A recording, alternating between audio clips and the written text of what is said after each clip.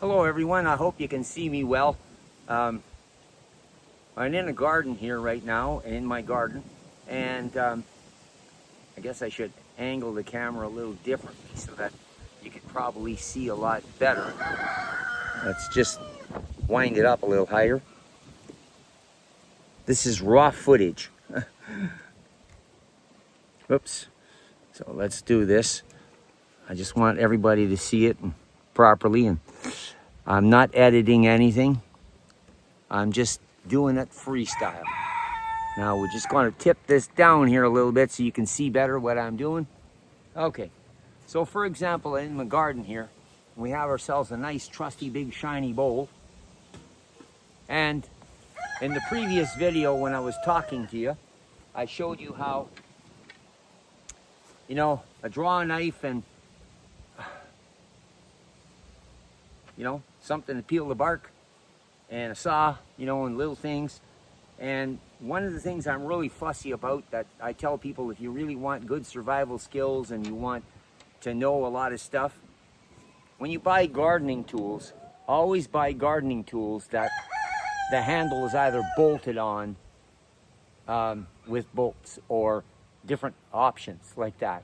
Because then you can be in the middle of nowhere like this and you'll make yourself a handle with just a couple simple tools. Draw a knife and, a handsaw. And you're never stuck. So anyway, we going to show you a few things. Now, I don't know if you can see this all the way back here, but you can see my plants are growing on the ground, and my gardens are not manicured. They just are not. So for example, if you come over here, you can see my beans growing, and there's all kinds of so-called weed plants growing all over them, like everywhere. Well, that big bowl and me are friends. So there's something written in the Bible very clearly, and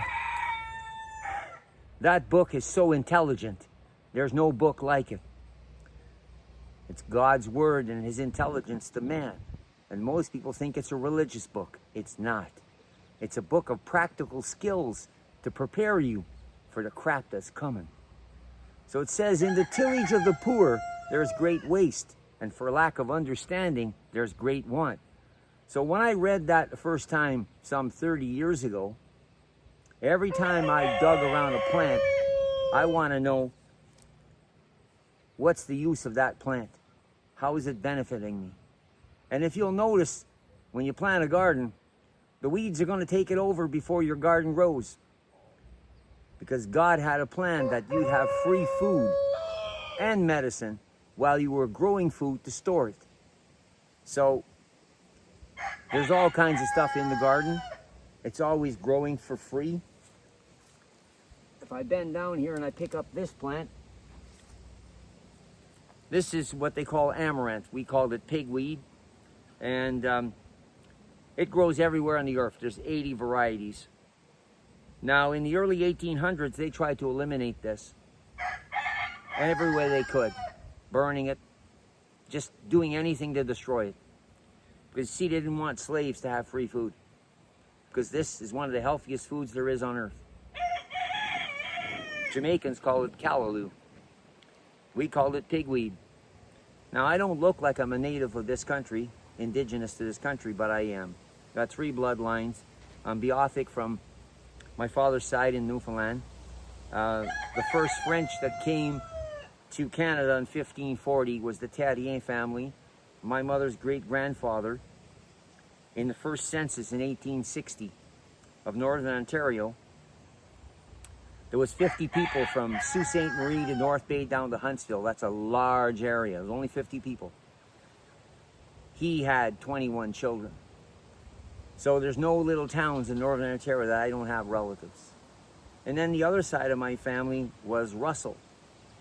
But most people don't know that Manitoba was mostly French in the early 1800s.